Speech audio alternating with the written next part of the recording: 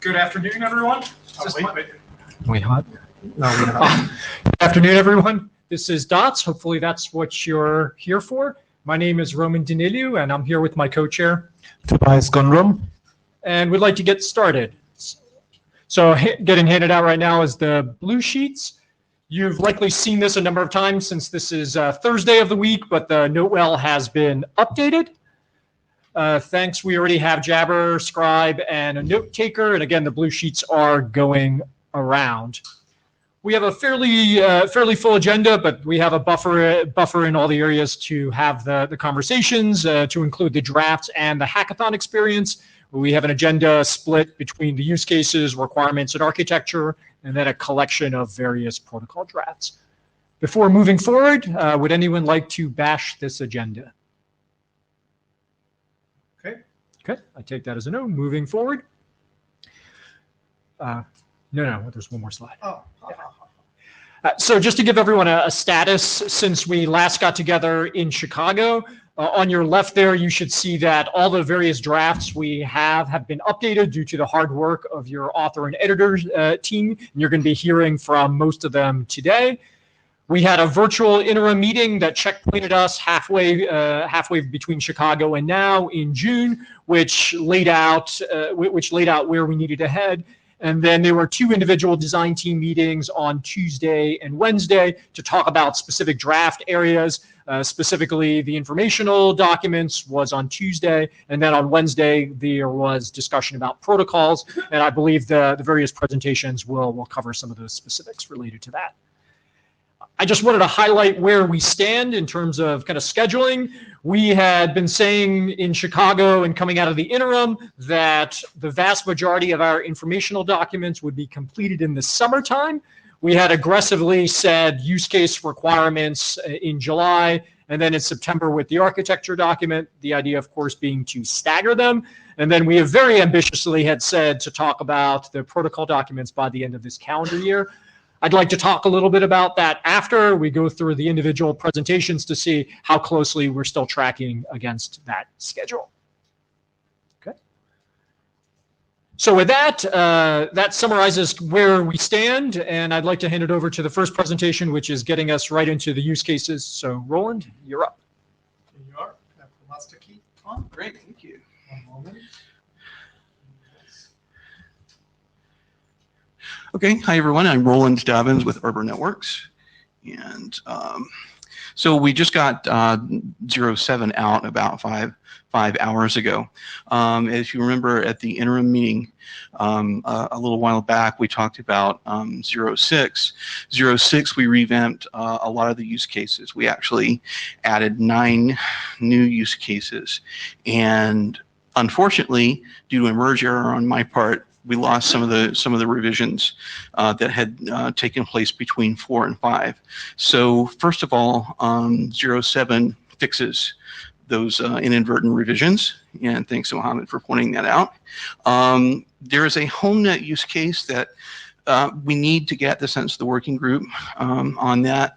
That was actually taken out in 06 and was put back for the sake of discussion in 07. We need to hear from the working group what the consensus is around the applicability of that particular use case.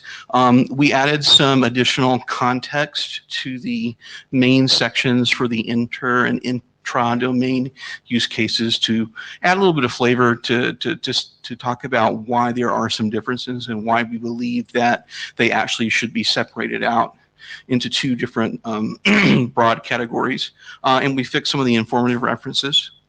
So now we're trying to track 08 as a WGLC candidate.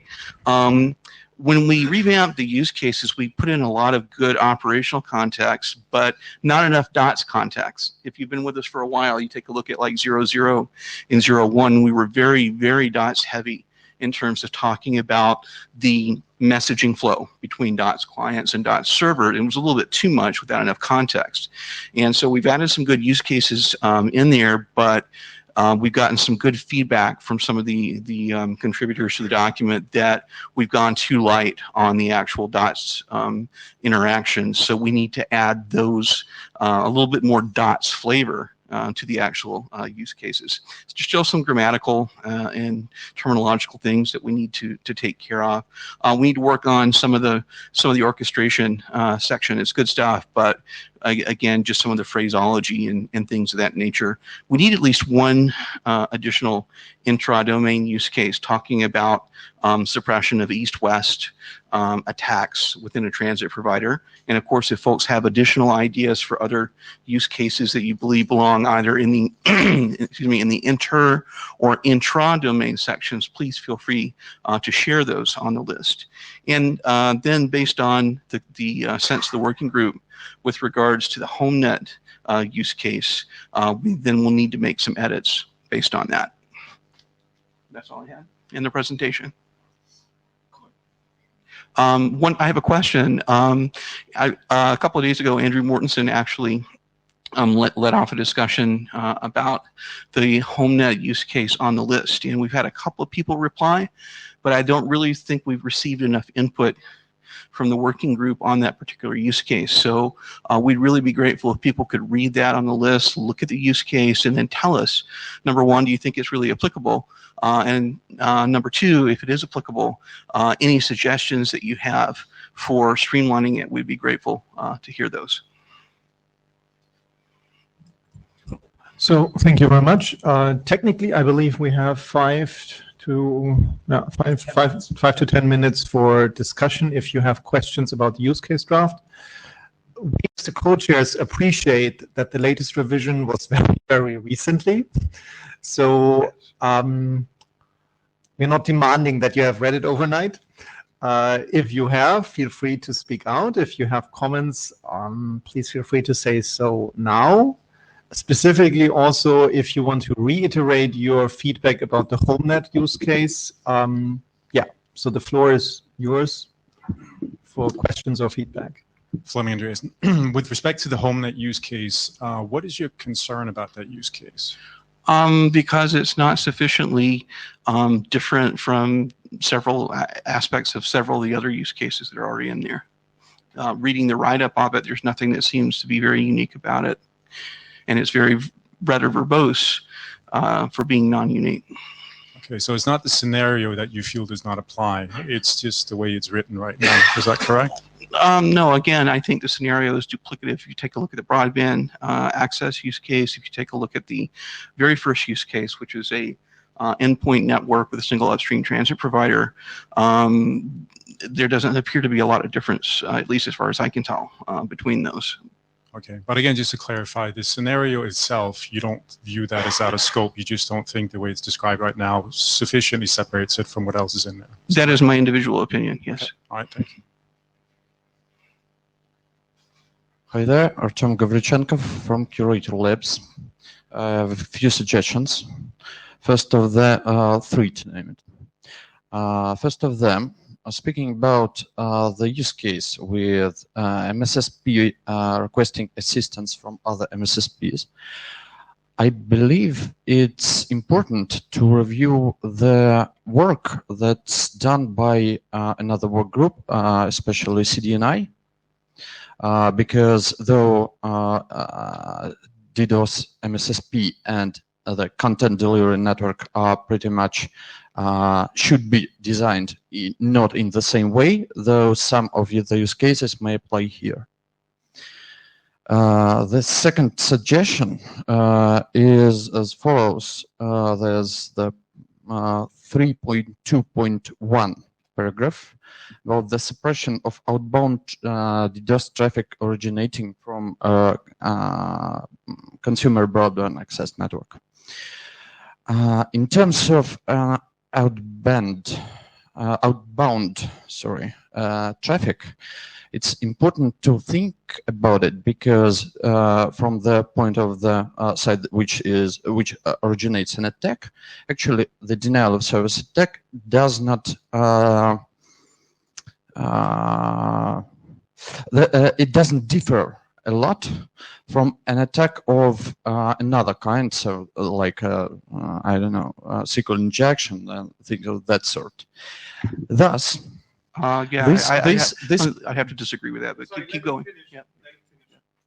keep going. Thus, I believe that due to this, this use case may contradict with the working group chapter in a place where it says that the working group will focus on signaling and coordination mechanisms directly related to denial of source attack detection, classification, traceback, and mitigation, because this, I'm now coining a term, but this, I'll say, abuse signaling might be a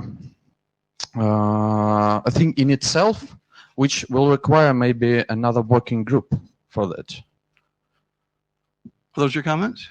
Yes. Okay. If No, you could, I have a third suggestion, but let's. no, go ahead. I want to Okay. hear from you.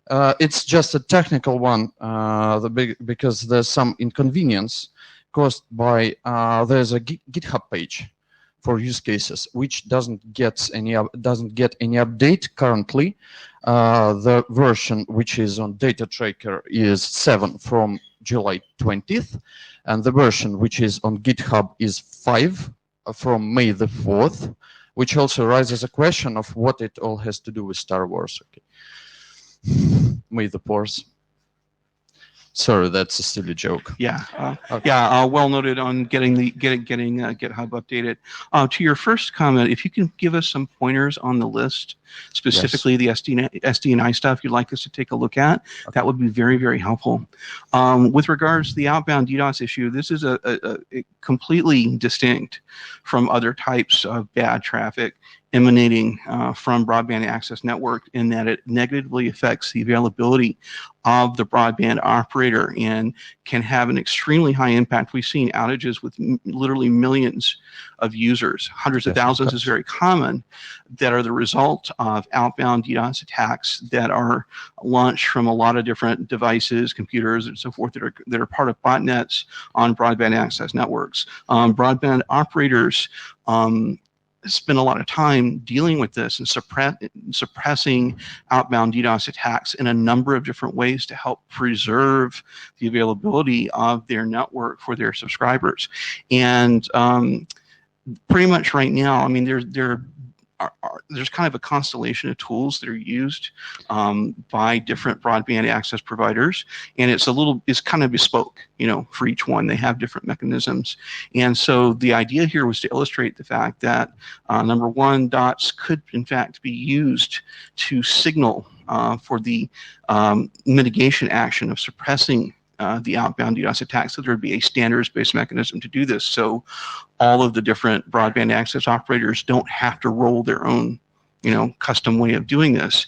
And secondly, it also offers up the ability to actually quarantine potentially nodes which are launching lots of outbound DDoS attacks. Some broadband access operators have implemented quarantine mechanisms, but again, it's all very, very customized, and it's only really a lot of the larger ones that have a lot of development resources to sink in to that kind of system. And so it's very distinct from confidentiality and integrity issues like SQL injection and that sort of thing. It's very specific to DDoS attacks. And not only does it have to do with DDoS attacks that are initiated by compromised machines in the user base of the broadband access network, but also by attacks that are leveraging misconfigured services on devices to do things like different types of reflection amplification attacks. And so, you know, sometimes the aggregate volume can be quite high and disruptive to the entire user base of the broadband access provider. But the trend, okay, I see your point. Yet I need to mention that the current trend that we observe is the maintainers or owners or users of botnets. They attempt more to hide their activity from the networks which originate the traffic, because it ultimately causes the elimination of some parts of botnets. The aim of designer of a botnet is actually to hide its activity from the let's say personal computer on which it resides. because other way the user will get aware. He could buy an antivirus and solve the problem. So we've even saw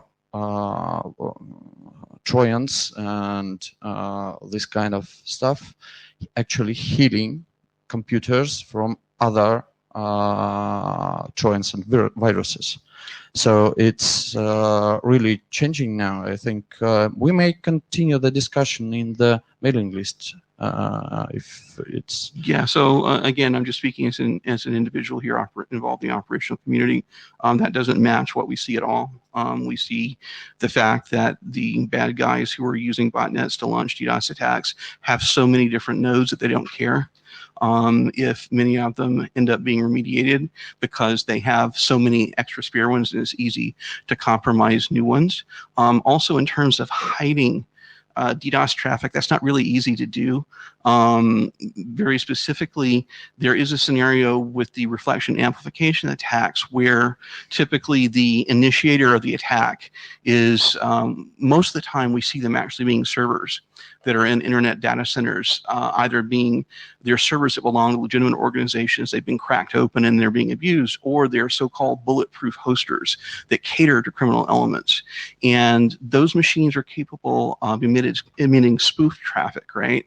The spoof traffic then comes into the broadband access provider network, and it hits these devices that are misconfigured with things like open DNS relays, for example, or SSDP. And they stimulate those nodes to then send, the relatively high volume traffic out. So in that regard, the initiators of the traffic are certainly, I guess you could say that they're hidden in a way because it's difficult to trace them back in many cases. But the outbound DDoS traffic that is stimulated, that is sourced from the broadband access network, is not hidden in any way. So in the interest of keeping us on schedule, I would ask for this conversation to go back on the mailing list. Or Yeah, let's do more on the list. And please, regarding GitHub, please. Yeah, absolutely. We'll get that done. Thank you for pointing that out. Yeah, the chairs will make sure that all the drafts are synchronized on GitHub. Thanks for that pointer. Kathleen? Kathleen Moriarty, AD. Just a question. What are the plans for the use case document? Maybe a loaded question, but a question. To who is this question? To who is this question? Working group and chairs. Okay. The plans coming out of the working group when we last discussed this is that we would publish the working group document, the architecture document, and requirements document as separate informationals. And the use cases? You want to Sorry, publish did I not say publish? use cases? Yeah, I meant use cases, requirements, and architecture, which are three informationals, to publish them as publish them as distinct drafts as informational. Okay. So the IESG discourages these documents as publications because many don't feel that there's archival value in these documents. I do see the archival value personally, so you don't have to sell me. But if you do want them published as individual, as informational drafts, each separate, there will be a little bit of a. As long as they're informational, you just need my okay on it as, and it's in your charter and in your milestones, so that's all fine. The IESG is tending to encourage just to let a drafts never disappear now, even once they expire. So to link them off of a wiki or something like that and not go through the full publication process. I leave that up to the working groups I work with. And if there's a strong desire to publish, I will work with you to do that. But I wanted to let you know of this preference before you get to IESG review and learn about it. Okay. Tobias, working group co-chair.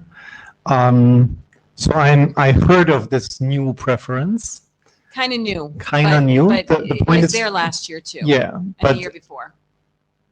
in Not light of strongly. yes, in light of that it was there, these milestones were agreed and with the intention to publish. So at this point, I would say I understand that there's a preference not to do it anymore, but also I would say there is an agreement that there was a previous agreement to do it. So that's the procedural answer. Yep. The practical answer is I strongly believe that the use cases document and at the very minimum also the architecture document are very, very valuable for future readers to understand this. And I believe even the requirements document will be helpful. A number of these DOTS cases are non-trivial, and the use cases really helps to inform what you do with that. So I do believe they are quite valuable as informational documents. That's my personal opinion as Okay. working group co-chair. Can any of them be combined, or is that? Everything can be combined or not. I think that is something for the working group to explore.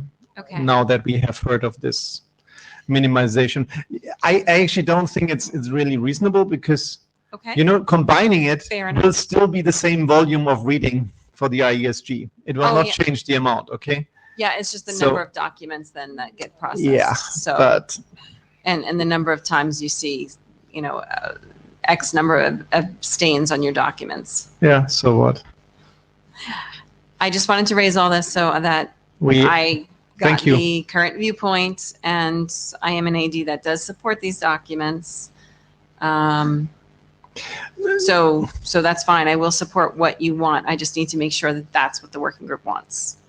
Are there any other opinions in the working group? Because I just made a statement on my own. Yeah. Yeah. So in terms of publication versus non-publication, I personally individually don't care one way or the other. We've already received positive feedback from the folks working on architecture and requirements that the use cases revisions have been useful to them. The only other thing I would say is that DDoS is kind of an arcane subject compared to the rest of security. It's new to a lot of folks, and as we move towards getting things into the standards track, and we want to encourage folks to, number one, implement DOTS, and number two, make use of it, that some form of guidance and context from the use cases we think may be useful for the implementers and the some of the actual potential users as well.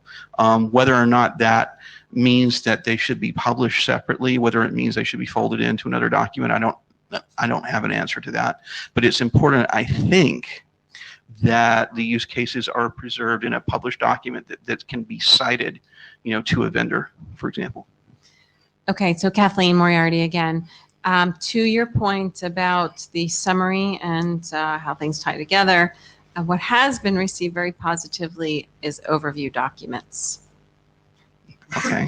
And they would come at the end of a working group life cycle. And it might pull together a lot of the information that's in those other types of documents, but it would also show the connection between the various drafts in the working group and any other drafts or RFCs from other working groups. So RTC Web is an example of a draft that was viewed very positively, and it was an overview. So they're kind of similar. They just come at a different point, and they cover a bit more in terms of the connection between standards and what's been Kind done. of more overarching, right? Yep. Yeah. Just to one of your points. Okay. Just so the working group understands that. Thank you. Fleming Andreas. Yeah, I mean, I still support all three documents. I think we had a little bit of a discussion around that actually in the design team meeting this past week. My read of that was that the general sentiment was that people were still in favor of these documents as well. So, if anyone wants to speak up differently, by all means. And that's also something I think that we can revisit a little bit later in the process as well, right, Kathleen? Okay. Okay, one last note to your question. Again, I think with the working group last call on this document, because we still have activity on this use case draft. I think we have at least one more fairly significant update left. Yeah, I think it's too early to call for working group last call at this moment. Correct. For the use cases draft. Okay, thank you. Moving to requirements, yes. Here. Bob Moskowitz speaking for Andy Mortensen and Joe Reddy. And I would say that Andy did the lion's share of all the work on here. But fortunately for Andy, he is at home where he belongs because his wife just had a child. So I am thus tasked with really going through Andy's slides that he worked on, and we'll go through here on the where we stand with the DOTS requirements draft. The changes since '05, we had good work group feedback following the last IETF. Added GitHub issues for all work group feedback, so we have been tracking that on the work group. Andy's again been done a wonderful job of seeing to then keeping that going. Address all the new issues in '06, except I'll point that 10 issues were closed since the interim. We have one remaining issue. Well, done quite well on this draft and completing items that people have brought up. What we have, these are some of the ones we've closed. Add authorization requirements, clarify replay protection requirements. And again, you can go and you can see what these issues were and what we said. So that is there clearly in the GitHub. Client must set mitigation lifetime. Client may incorporate server feedback, and servers must support black-white list management. So those are examples. So some of the 10 issues, there are 5 of the 10 that we addressed in this round. The one remaining open issue is the overlapping request handling, where 2 or more unqueried DOTS clients may report the same attack. And what to do, particularly if they're overlapping policy requests. Servers should handle this gracefully. Conflicting filters are more likely. And so the pull request forthcoming on this to handle this one open item. So there will be a 07 of this one issue, unless somebody says one more to go. But we will handle this one issue, and Andy has pretty much worked out the text, and Tiro and I are pretty comfortable with it. We'll review it one last time before we do indeed post it. So, and that's the point. We have not received any new issues for some time. We really believe that in terms of the requirements document, we are at closure. This one issue which is standing, which I just mentioned, this one issue we will put into the next version of the draft. So you can read the wording on that. You can check out the wording we've done on these issues and the total 10 issues and how we handled it. But we really believe that we are, with the 07, we will be done and ready for work group last call. And so that completes my slide presentation. This is the GitHub location where you can see all this, and we welcome you to go and check it. And at that, unless Andy or Tira want to pipe in from online, I'm open for comments and questions.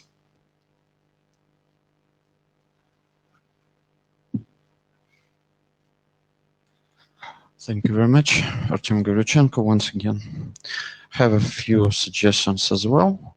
I promise not to comment on the architecture document because it's far from last call, so give me some time. Regarding the definitions, there's a definition for a client signal that's limiting that is limiting the scope of a requested mitigation. Just as well, the requirement SIG 5005 tells us that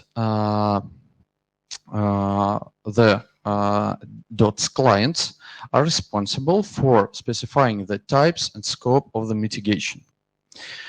There are some key points here.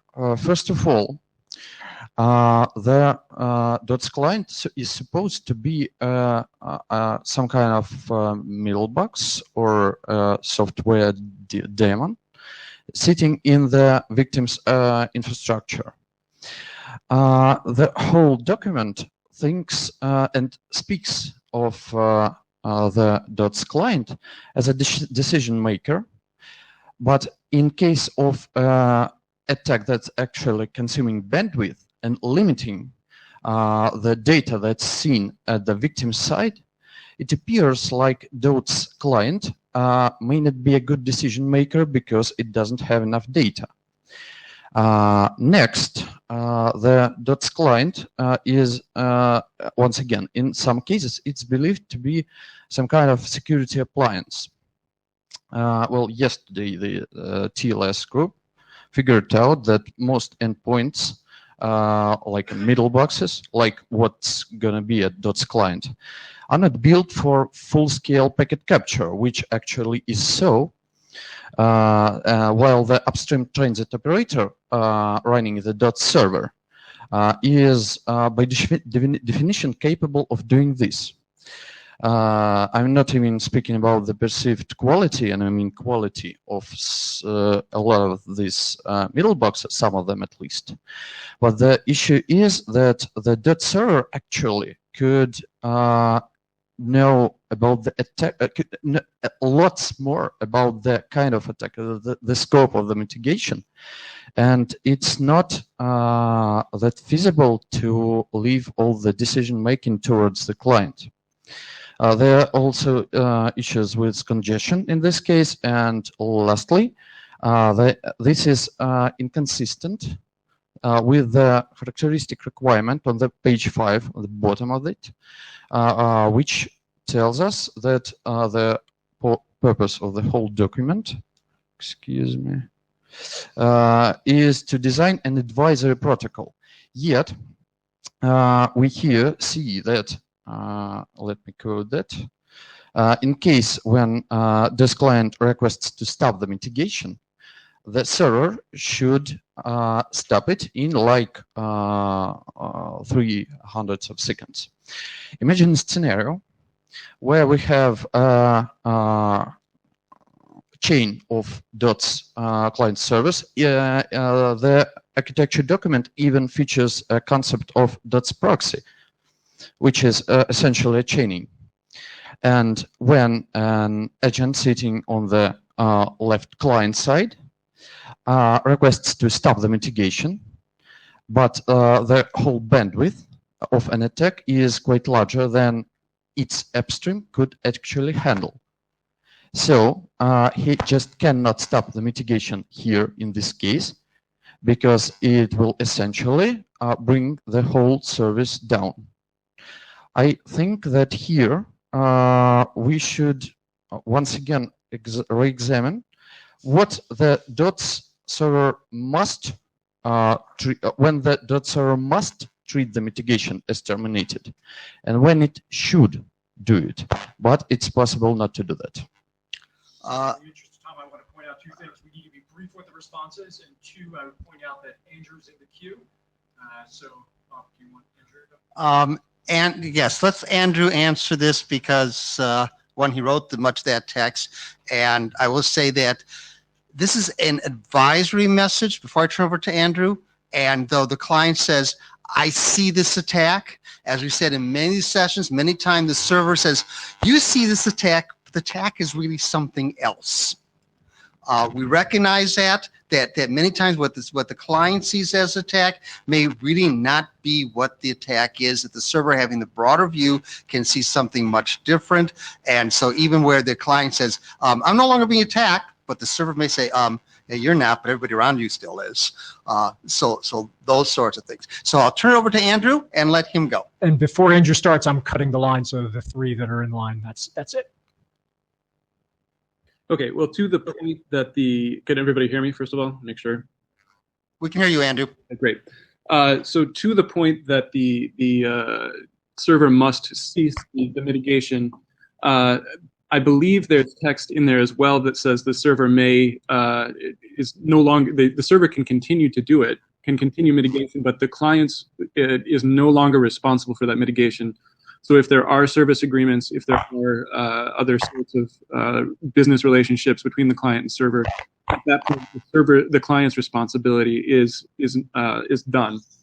And if that's not sufficiently apparent in the document, we should address that. I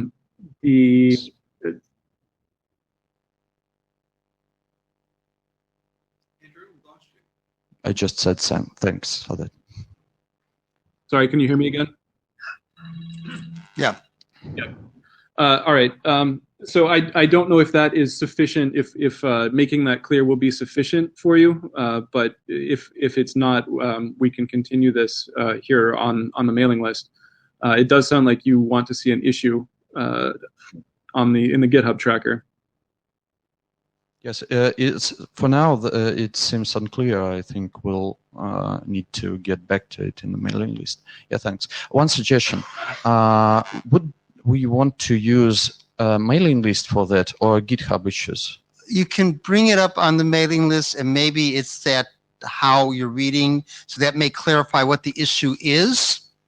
So no, bring in the mailing list first, unless it's really clear about something, and then let the mailing list maybe clarify the issue, and then put it up there. We Okay, should have so- all the discussion on the mailing list. We're using GitHub to track that we have an issue whose resolution we'll have it on the mailing list. So please absolutely bring the issue to the mailing list, and then the authors editors will make sure that it's dropped in and tracked in GitHub for us to closure. Thank you very much. Yeah, one other thing. So you were saying that you feel the text is implying that the DOTS client must be some sort of detection device, and that detection will be the trigger for everything. That's not necessarily the case, and I believe the architecture document does have a scenario where there's a manually initiated mitigation, where an operator uses DOTS as the vehicle manually, regardless of the presence of any attack. And regardless of any detected attack. Correct, but I see your point that this is not necessarily the case, but this is the case. There still. is a use case. Excuse me, I'm cutting this discussion fine. at this point because I want to leave the other two people in the queue also the possibility We'll for talk comment, offline. and I suggest that we continue this on the mailing list. I apologize for that. Good, thank you. Very, very brief clarification. DOTS is not tied to any particular form of detection, classification, traceback, or mitigation to any particular mitigation model or technology. Is deliberately independent of those things. Secondly, there are use cases which denote other types of things besides security-specific devices making DOTS requests. And thirdly, we did have a use case in 0.0 and 0.1, I believe, which was an example of a mitigation service provider not being able to handle mitigation because of overcapacity issues. And so I believe this comment, we should think about bringing that use case back in to show a failed mitigation as illustrative of this type of issue. Thank you. Yeah, short comment. Short comment. I'm Kanamin from NTT Communications. Okay. Yeah, I'll do a report of implementation later. So in this presentation, the feedback from our experience is in. So yeah, I'll do the feedback about the requirement later. Yep. Okay, so maybe we're not quite ready for last call, but we'll take this to the list, and we'll bring up the list and see how close we are. I'd like to think we're close, but that'll be up to chairs. One question as co-chair. Who of you has read the latest version? 1, 2, 3, 4, 8, somewhat 8 people. Okay. 9.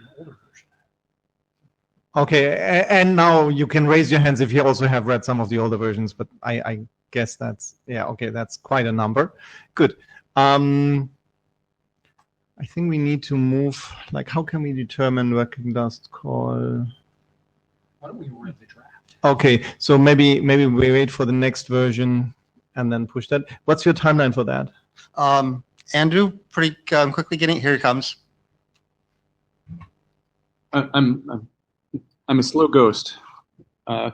Yeah, so there's the one outstanding issue, as Bob highlighted in the presentation. I do have some text on that. I will be sharing that with the other co-editors. And then I expect that to go immediately to 07. So I would anticipate actually early next week, assuming that aligns with the other co-editor schedules. But it should happen very quickly. Why don't we do working group last call when there are no more open issues in the GitHub? Okay, then thank you. And thank you for your time. Next up is the architecture draft. Yeah, next is architecture. I believe Nick.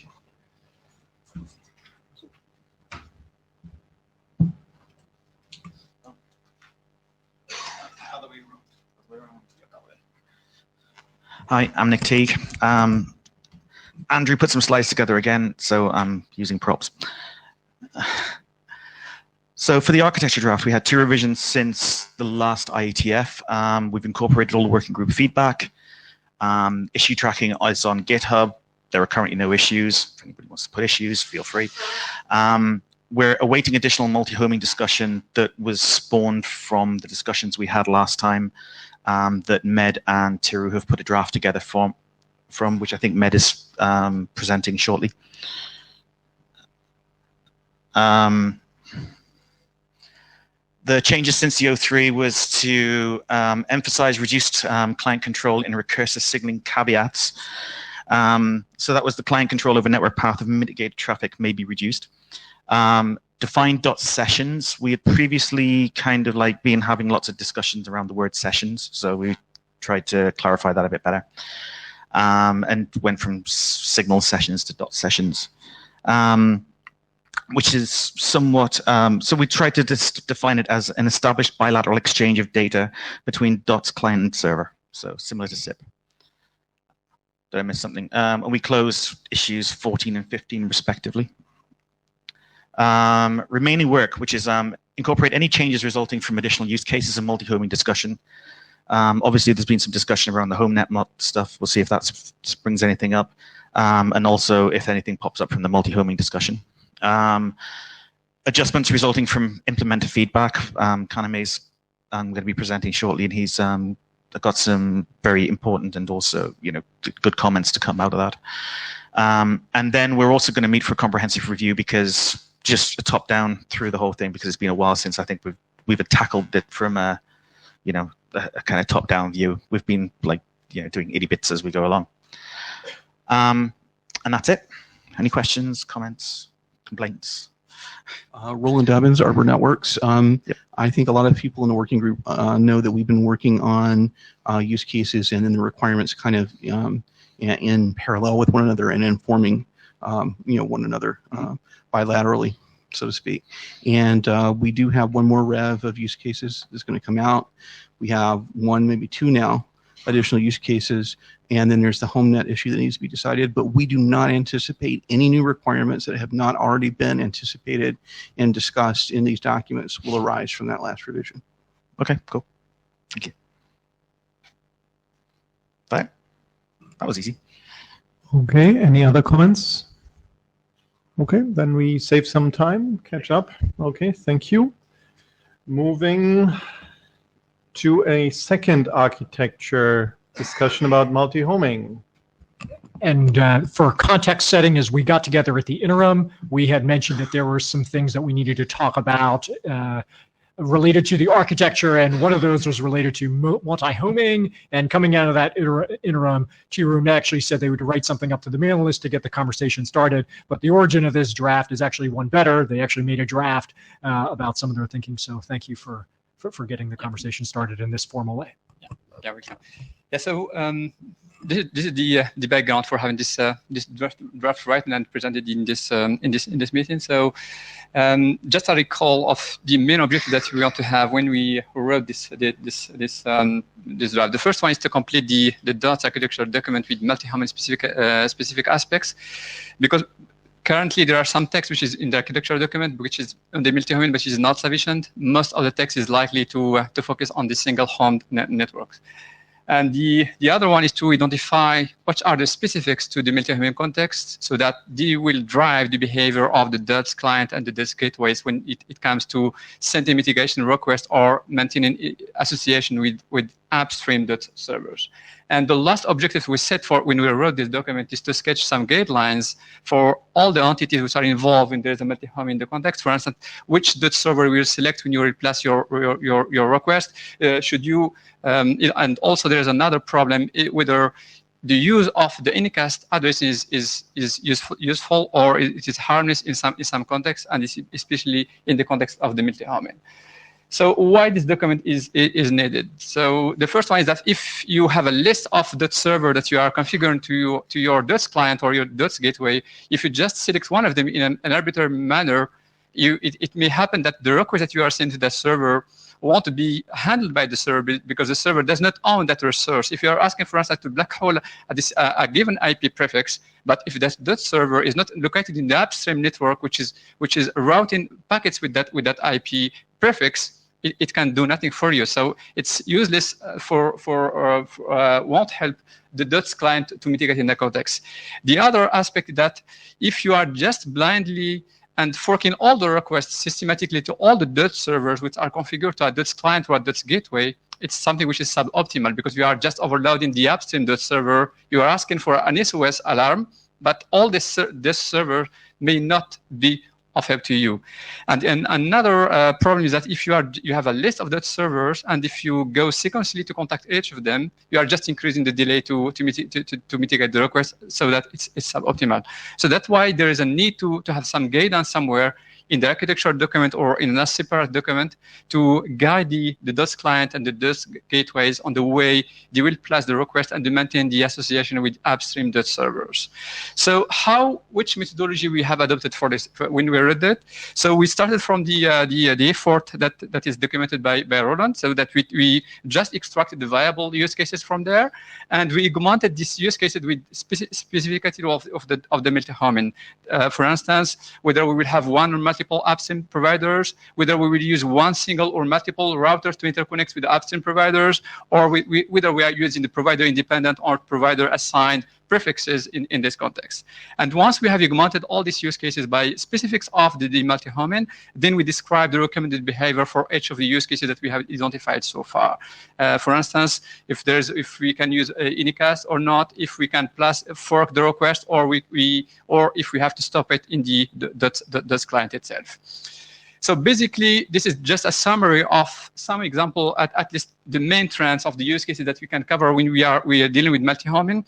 I am not listening in this one the other use cases in which you have your mitigation provider. It's not your own transit provider, and this is a cloud hosted in a cloud.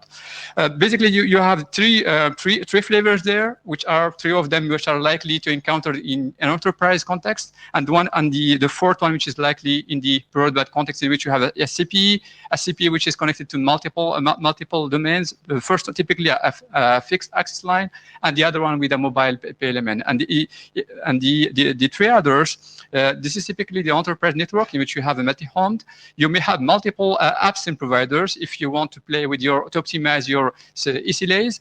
And in the three flavors, you have, for instance, the typical one in which you are using one single router or one single CPU router to interconnect to your upstream provider, or if you have using dedicated routers to interconnect to upstream service provider. So once we have identified this main flavors of having multi-homing, we will start to see now if we enable the DOTS service somewhere. So again, there will be a variety of scenarios there. You may have all your upstream providers, for instance, that support the DOTS server, but you may also have only a subset of these providers who offer to you the DOTS server.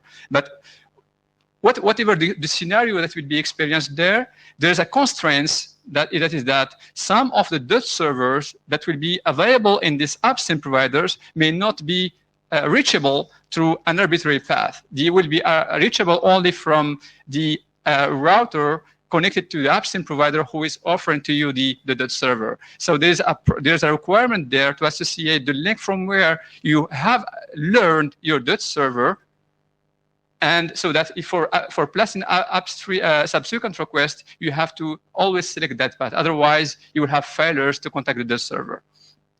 Now, once we have identified the scenarios in which we will have a placement of your DOTS server, if we see now at the client side, again, there's a variation of scenarios there. With or without a DOTS gateway, you may have a gateway somewhere in the CPU on the router. It may be located elsewhere. There is no requirement in the DOTS architecture that the DOTS functional element be located in the data path or in the path that will experience the DOTS attack. So you have this kind of scenarios there. This is only showing examples there. You may have if, for instance, we focus on the first one in which you have, for instance, a gateway which is located in one single router and connected to two upstream providers. This gateway, for instance, it has the responsibility to decide whether, when it receives a request from internal clients, it has to decide to which upstream that server it has to transmit the request, or it has to fork the request to all the upstream that server which is available. The question, Andres, or you can wait? Yes, let me address. I have two questions for you. The first one is, I think we've tried to take a general design principle in the group for now of saying we want to address the simple scenarios first, and then we can always extend later on with more complicated functionality. So, the meta question is whether you think multi-homing is an absolute requirement for what we're doing as a first step in DOTS to address that scenario, or all these scenarios that you're specifying. The second question I have is, you seem to be getting into wanting to standardize exactly what a DOTS gateway is. And I don't think that we want to head down that path. Yeah, so I will answer to the questions. Yeah, for the first one, yes, I do agree personally that we don't need to overload the current DOTS architecture with the multi-homing. My current position take on this is that is to make it clear that the current DOTS architecture is mainly targeted for the single home, and to leave multi-homing for something else, so that the group will have time to focus on it and to study it further. So this is for the first question. Okay. For the second one, the DOTS gateway is defined as a back-to-back DOTS client and DOTS server. So we're specifying the DOTS gateway anyway. But anyway, that's another, how you glue your client and your server into, this is an internal implementation. We are not specifying that, but how you are placing your request, this is just a normal DOTS client, and in the other side, how the DOTS server will receive and process the request. This is how we are defining the DOTS gateways so far. Yeah, I mean, if I were to rephrase that, I would say we recognize that it's possible to combine a DOTS client and a server, and we call that a DOTS gateway, and that's it. No, right? we don't go any further than that in DOTS. What that actually means, how that works, protocol support, all of that is out of scope. Yeah, what we have seen in the DOTS architecture is that DOTS gateway is a back-to-back agent, which is a DOTS client and DOTS server. And for me, this is sufficient. Yes. And that's it. And that's what we require for this work. And that is it in terms of what we specify. Exactly. And I agree with that. And they want only to focus to stay at that level. Yeah. Question is, co-chair, because you said, well, this multi-homing, you don't need it now, but you may need it later. There may be no later. So I just want to make clear, like, if you believe this is essential, then say so. And if this is an essential requirement, assuming there is no later, that would be good if you could state it, if you believe it needs to be covered. If not, then that's fine for me as well. Yeah, I can clarify this one. Yeah, so just when I called the methodology we used for that, we started from the DOTS use cases. And all what I'm explaining here is extracted from the DOTS use cases. So for me, this is something which is the working group have identified in this working group adopted document. And I do think that personally that this is something which is interesting to handle. There is something which is specific to multi-homing, which is not unique to the other solution that we have so far, which are just you have a single home and then you have your upstream DOTS server. There are something which is specific to be elaborated, but those details may imbalance the DOTS architecture today, now. That's why I prefer to have it something outside the DOTS architecture. So this is two levels. It's important, but we may need to handle it in a separate document. Okay, thank you. Roland Dobbins, Arbor Networks. DOTS absolutely must support multi-homing. It's been designed from the outset to support multi-homing. So far, I'm seeing nothing here that actually fits within the realm of DOTS itself. Some additional deployment guidance regarding PA space versus PI space, makes a certain amount of sense. But as we very consciously have had multi-homing, which is a hard requirement, in mind from DOTS from the outset, I fail to see anything in DOTS that is lacking in the protocol itself, nor in the conceptions of the DOTS communications nodes that precludes its use in a multi-homing environment. And as you noted, we have several different multi-homing cases in the use cases document, as well as the overlay provider, which is topologically distant. And in both 6 and 7 of the use cases document, we actually spend a fair amount of time talking about the additional external considerations that have nothing to do with DOTS itself that's required to make those models work. Just a follow-up question, maybe to Roland or one of the requirements draft authors. Do we actually have a multi-homing requirement? It wouldn't hurt to put it in here completely the same. Well, if you believe it absolutely is required, then I think we should take. Yeah. I agree. Yeah. Okay, so if you come back to the use cases we have, and at least if you focus on the client side, as I mentioned, we may have scenarios in which we have the gateway and the others in which we don't have gateways. I do agree with Roland here that there is no direct implication on the protocol itself, but there will be implication on the way the DOTS gateway and the DOTS client will use the DOTS to contact the DOTS servers. So typically, if we forget the topology and we just focus on the DOTS association themselves, we have a variety of scenarios there, depends on the use cases. Typically, if we have for residential CP that it is multi-home, then there's 2 association. There's the one from the client that it is likely to be embedded in the CP itself. It has to maintain 2 association, one with the DOTS of all the network attachments. But when it comes to other scenarios which are more related to the enterprise network, we may have scenarios in which we don't have the gateway, and it's up to the entity which manages that network to decide how to configure the clients, whether the clients will be provided with both addresses of with the addresses of all the servers, or it may decide to have a DOTS client be configured only with one and only one DOTS server.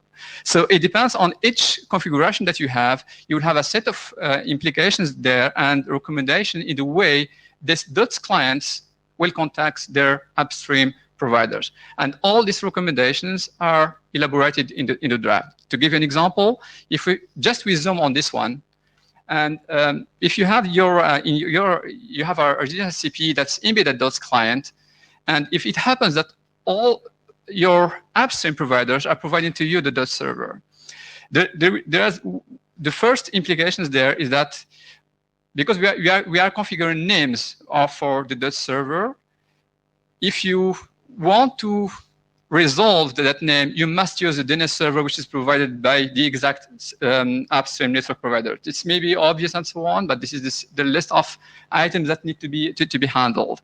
Again, for the other selection and so on, there's also the establishment of the association that must be maintained with all the upstream servers. But when it comes to send a mitigation request, then the DOTS client has to decide whether it needs to select the appropriate DOTS server for a given DOTS attack, because the attack may be just received from the mobile network and not for the fixed, and etc. and so on. Yes, Andres? Fleming. So I'm not sure I agree with this. I mean, specifically the second bullet, right? Because that seems to assume that there is a very tight coupling between the provider of the access network and who the DOTS service provider is. And yes. That is not necessarily the case. and perhaps you forget my introduction there. I said that when you focus on the residential case that I am mentioning here, which assume that the DOTS server is provided by your upstream network providers. And I said that if the DOTS server is for instance hosted by a cloud service provider, we are not in this use case. These recommendations are tied with this particular use case. So how would I know which use case scenario I'm in? This is the deployment specific. This is why this is tricky to handle. This is deployment specific. That's why I'm pushing back a little bit on some of this stuff, because it very quickly gets very complicated. Yeah, we have to figure out how to deal with this. I agree with you on this. Yeah. But this is particular to this particular use case. Roland Dobbins, Arbor Networks. First of all, I want to second what Fleming said. Secondly, I believe that we're running the risk here of imbuing too much mitigation logic and context within DOTS. A lot of this stuff is external to DOTS, in my view. That it really goes into the orchestration systems and mitigation systems, and so I want to hear more. But this seems like it's we're talking about some problems that aren't necessarily problems. The DNS server recommendation in particular, it doesn't make sense to me. Can you explain why it is not doesn't make sense? For using the DNS servers learn the same network. I mean, why can't I don't understand why I can't point it wherever I want, right? And as a matter of fact, DOTS also has to be able to function in the absence of any DNS at all. So continue, but I have a lot of concerns about this. Can you please repeat the point? I didn't get it. I said DOTS has to be able to function in the absence of any DNS service at all.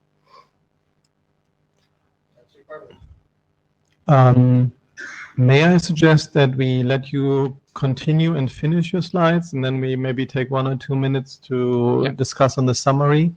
At this point, only clarifying questions if you need them at this point, and then we bundle the questions at the end. Please continue. Yeah. Okay. So the next point is that this slide is just showing some samples in which Unicast is not recommended when passing the DOTS request.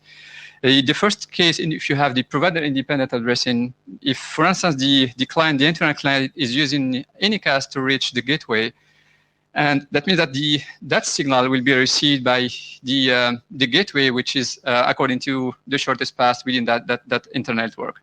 And that gateway will just forward the request to the appsim.server. But because you are in a provider-independent addressing there, the DOTS attack is not only experienced from the network provider one, but it is also experienced from the network provider two, because you are using provider-independent addressing there. So the request in this case, because you are using Unicast addressing, your mitigation request wasn't received by all the gateways that are located in distinct locations of the routers, and the mitigation is only enforced in the partial path and not in all the path in which you are experiencing the DOTS. In the other case, if you have the provider assigned, for instance, assigned the schema, in this case again, if we assume that you are using Unicast within the internal network, your request will be received, for instance, by the gateway which is located in R1. The gateway which is in R1 will forward the request to the upstream server, but the attack isn't subject to the IP address which is assigned by network provider 1, but if it is subject to the IP address which is assigned by network provider 2, the server which is located in the domain 2 should be contacted instead of this one. But you have a problem there because the request was sent to the first gateway.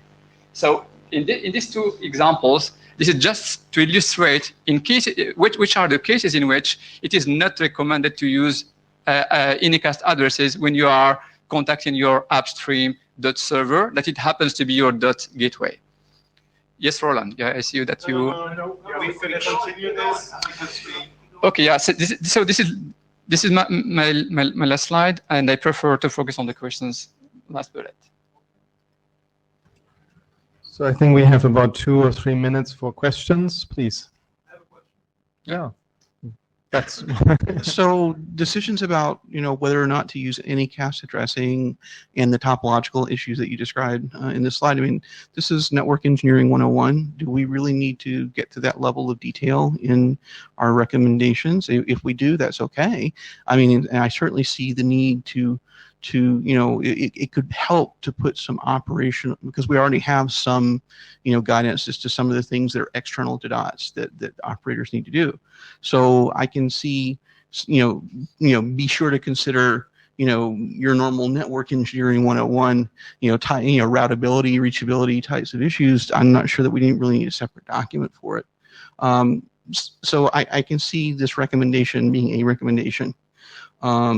A deployment recommendation, but do you believe that a separate document is really needed for this, or do you anticipate it being enfolded into use cases or requirements? Or I don't care. The most important is to have the information somewhere and recorded by the working group. And this is an open question to the working group to decide how to. For me, there's a list of behaviors and guidelines on the way the DOTS client and gateways have to behave in the multi-homing context. how to document that for me is just a logistic, and Yeah. it's up to the working group to decide how better to handle that. I mean, I So- interpret this as, don't create routing loops and don't create routing black holes. I mean, that's how I interpret this more than anything else. So I think we need a little more discussion on this. I would toss out a couple of data points. First, not 20 minutes ago, our area director told us, wow, you have 3 informational documents. Boy, that seems like a lot. Maybe you should rethink you should have less. So I'm a little scared to say maybe we have 4. Second of all, we were talking about, I think, a little earlier, whether there are any requirements relative to multi-homing. I actually saw a definition for a multi-home client, but I saw no requirements for it. So this kind of helps kind of inform what we do here. And I also noticed in this document, very helpfully, it talks about requirements and architecture and in borders kind of on implementation. So I also would suggest maybe we need to decompose, all of which I think we need to do on the mailing list in the interest of moving forward. Yeah, just one clarification. What I understood from Kathleen is that the ISG doesn't recommend to the publication of the use cases and the requirement document, and not the amount of the information documents per se. So I don't see the link between the two discussions there, but anyway, that's just another story. So the underlying reason for the ISG's advice is to manage the amount of documents that are coming. I postulate this, and you may or may not agree. But I think I actually very much welcome that you put this in the form of a document. I mean, this is very useful, and it's good to read it that way. I do agree with Roman that probably we need to see like where these things roll into the existing documents, like use cases, requirements, architecture. What's the implications? So Kathleen Moriarty, AD, I'm not as concerned about, number of documents in watching this. It was more that I'm interested to hear maybe on the mailing list or show of hands or something, interest in this, as opposed to the, a very few number of people that stood up. Right, because that's not the working group. That's a couple of people's opinions. Oh, point well taken. Do you wish us to ask for a show of hands at this point, or should it? However you want to handle it. I just don't want to get killed because of a couple of comments. Yeah, I mean, unless the whole working group. So multi-homing is important. At the interim meeting, we very clearly stated we're blocking the architecture document on resolving it, and we have use cases that do multi-homing, so we need to say something about it or kind of deal with it, bring to closure what the working group needs to do during multi-homing. I don't think we know what to do, and boy, it's really phenomenal. We have a lot of text that describes what we could do in the multi-homing space. I would suggest that we don't know what to do next, and in the interest of time, I would say let's take it to the mailing list to figure out how we tease this out, what its implication is for this draft, what the implication is for other drafts. Any objections at this moment? Otherwise, we will proceed as stated. Thank you. So next up, we're switching to start talking about protocols and implementations. And first up, we have Kaname, who's going to tell us about the experience during the hackathon. And actually, before he starts, I'd like to say how amazing it was that we had a hackathon session for DOTS. Go Dots, I believe, waiting for Go Dots, and like it was even like listed as one of the good achievements at the hackathon. And so I'm very happy we had that, and I'm very much looking forward to hearing more about the implementation from Konami. So that's really great. Go for it. Yes. Oh, I want to hear about implementations from Konami. I also want to hear about implementations from others too. Yeah. Thank you for introduction. I'm Kaname Nishizuka from IETF Communications. I'd like to introduce the Go implementation of DOTS. Okay, yes, we opened the code. I hope this is a good news to you, this working group. This code is available in GitHub, this URL, and you can search for this code by hitting Go Dots, maybe. And then the license is Apache 2.0, so it's free to use. And yes, you can deploy the code only by a go get command. So you can do it. So then we joined the hackathon of this IETF. This was too okay, good. yeah, Too good to let go. yeah. This IETF last weekend, and with this code, actually, the most of code was developed and tested internally beforehand. So what was developed in this hackathon is that first, we made the code easy to be deployed in various environments. For example, we made a Docker compose file for each services, and also we refined the configuration part, which is rather complex. And second, we clarified the documents, README and comments in the code, and enriched, especially for newcomers to this field. Okay, then at the hackathon, we made a demonstration of one user scenario which triggers a black hole routing from victim side. So the demo scenario was constructed in a Docker environment, so it can be ported to your environment. Our project attracted at least 4 people, which includes IX people and ISP people during the hackathon. Then we explained what DOTS is and showed the demo. Okay, this is the second good news. We do demo on bits and bytes today. So it's from 7:15 to 9:15 p.m. So yeah, please visit us on the site. Okay, this is our demo in one paper. The demo scenario is enabling DDoS protection in an upstream network by DOTS protocol. Yeah, what you can see in this demo is that a DOTS client in victim side sends a mitigation request to a DOTS server over DOTS signaling channel. Then the DOTS server receives and validates a request, then starts mitigation by kicking a blocker. In this demo, the blocker is GoBGP server, which triggers black hole routing in the service operator's network. In fact, the DOTS client is in some cloud service, and service provider's network is in fact in our lab network, but DOTS requests conveyed over the internet. So you can see this demo in bits and bytes. Okay, I'd like to introduce 3 lessons learned from our experience. So yeah, we talked about these lessons learned in the yesterday's design team meeting, but I'd like to repeat them in order to show you, hear from you. First point, yeah, more description on specification on mutual authentication is needed, I think. A current draft is using a DTLS-based client certificate. In lab, we tend to use self-signed certification. Then the question is, how can we bind the DTLS or TLS channel and customer, which is a mitigation scope? So a CN or SNI server name indicator should be used. So it's not clearly documented. And the second question is, what else for mutual authentication? We'd like to find some other technology for mutual authentication. Then a question is again, how can we bind the authenticated entity with customer or mitigation scope? That is a question. Okay. The second point, we are still searching for good RESTconf library.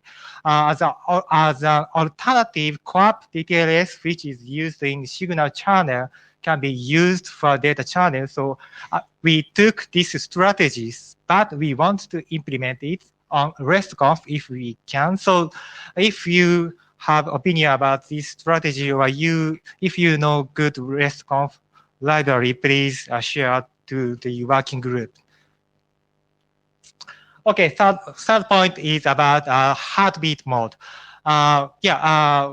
We think zero heartbeat mode should be allowed between DOTS client and DOTS server.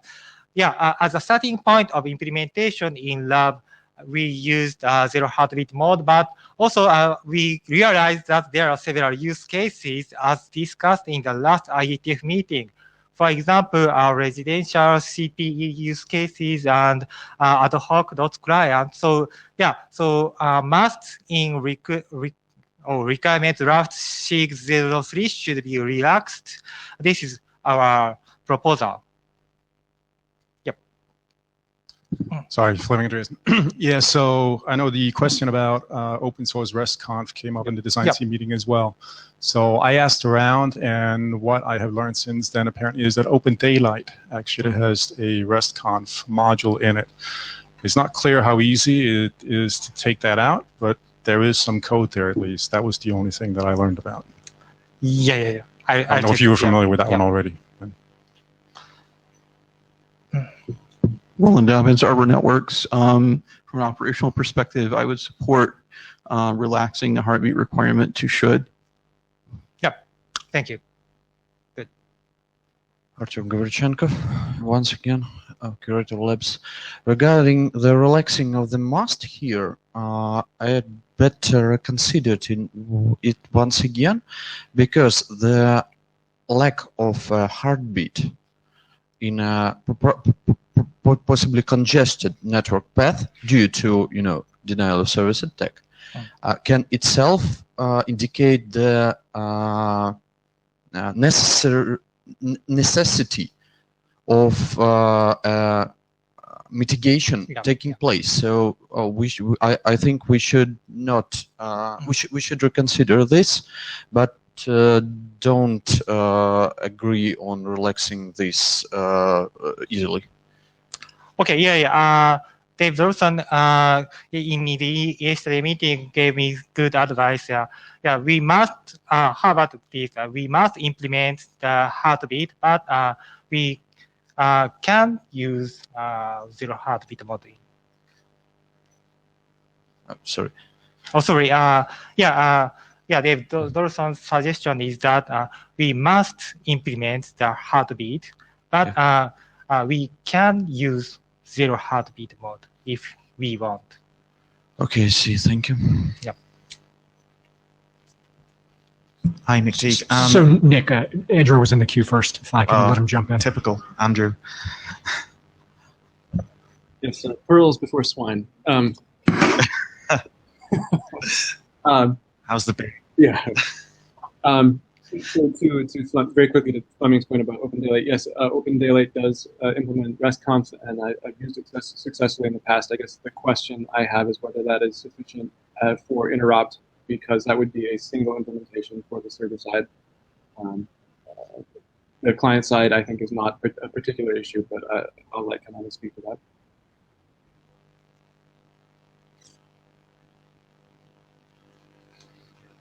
Sorry, I couldn't check. Could you hear that? Because I couldn't fully follow, but maybe my acoustics is not as good as yours. Andrew, could you just repeat? Can you come back? Ah, perfect. And we push the red button. The ghost is eating it. Yeah. I was saying that Open Daylight is a fine RESTconf implementation. I'm wondering if it will be sufficient to meet the requirement for two unique implementations that are interoperable. I have had no problem finding client-side implementations, that is, clients using RESTconf. But if we are stuck solely with Open Daylight, I'm not sure that's sufficient. Okay, thank you. To my understanding, and Kathleen, correct me, two implementations is a requirement for full standards track, not for proposed standards.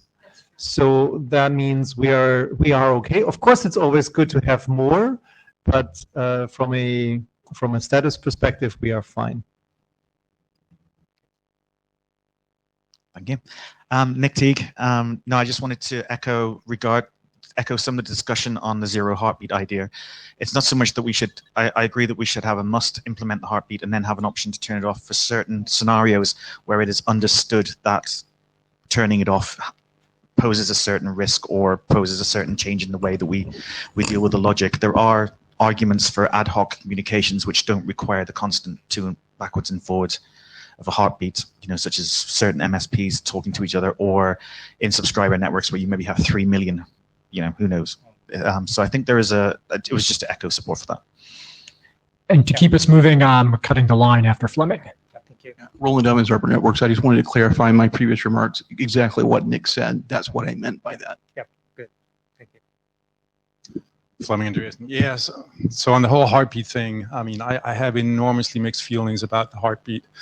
On one hand, right, scalability, I'm very concerned about it, right, especially with some of the use case scenarios we have. On the other hand, we have scenarios that say we have to be able to traverse NATs. I don't know how to reconcile all of that, but I am concerned, about heartbeat in general in this protocol. I don't think it's well understood what the implications are right now. Yeah, I catch. We also need to test heartbeat can overcome that things. So yeah, we need to more check on the heartbeat thing. But yeah. So given that feedback, I think that cascades into multiple drafts that we're trying to get done. So this certainly speaks to the protocol drafts themselves, but it would appear that the requirements language might need to be tuned as well. So it seems valuable to put a note out as a GitHub issue so we track this either closure to figure out what we resolved, or we can further discussion as to what to do next.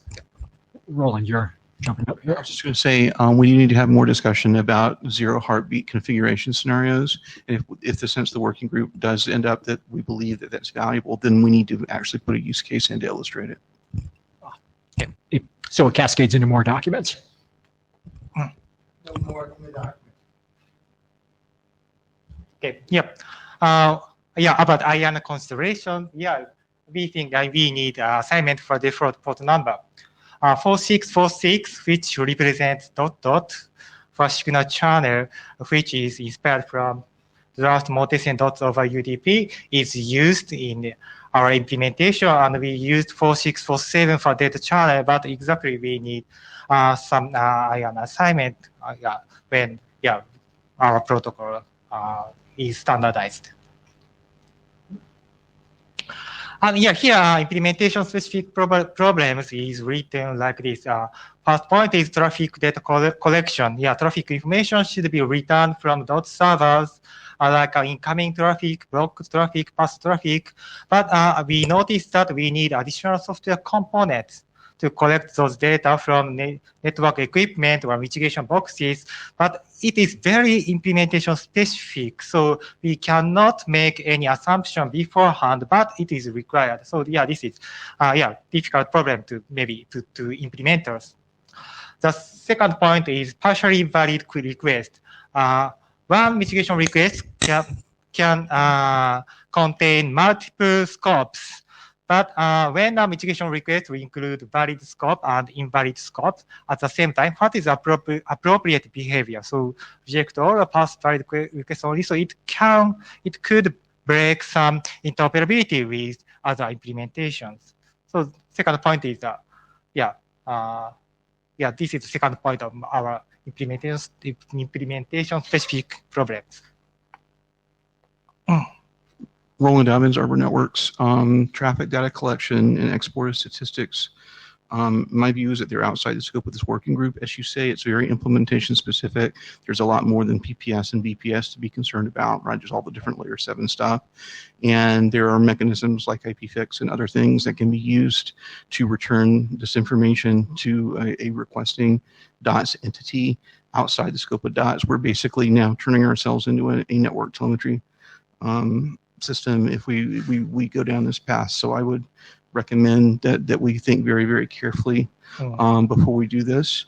Again, my individual view with regard to partially valid requests, I'm not so sure that determining validity is necessarily something that we need to make a judgment on the DOT server. I think that that's more something that we need to make a validity judgment on with regards to the orchestration systems and other things. So I'm not so sure that that necessarily applies. If the sense the group is that it does apply, my recommendation would be to pass the valid request only. Yep. Thank you. So we think at any time we need to make some decision about the behavior of this kind of things when we do the interoperability with other implementations. But your opinion is noted there. Thank you. Okay, as a next step, our implementation is now OSS, so we'd like to make it to be adapted to the various deployment scenario, and we keep going on the implementation of working group draft and make feedback to the specifications. So we can collaborate on it. So your feedback is very welcome. Yeah. Hi, David Olson, Sandvine. From your implementation, I'm wondering if you found from the message size any concern about the size of the datagram, whether we need to be concerned about fragmentation or anything. After you made the COAP and the CBOR and the DTLS and all that together. Okay, we just tried the small mitigation request. So yeah, we'd like to try that. Yeah, thank you for that. Do you know how big it was? Yep. Do you know how many bytes it was in the UDP packet? How many? About, you know, about. Okay. I'll get back to you later. So yeah, DOTS is getting popular. We realized in the hackathon, so we'd like to do interoperability testing as the next hackathon in IETF 100. In the design team meeting, we talked with implementers, each other, and we thought that signal channel interop would be the first step. But it is not committed yet. But we'd love to do that. Yeah, this is the end of my presentation. Thank you very much.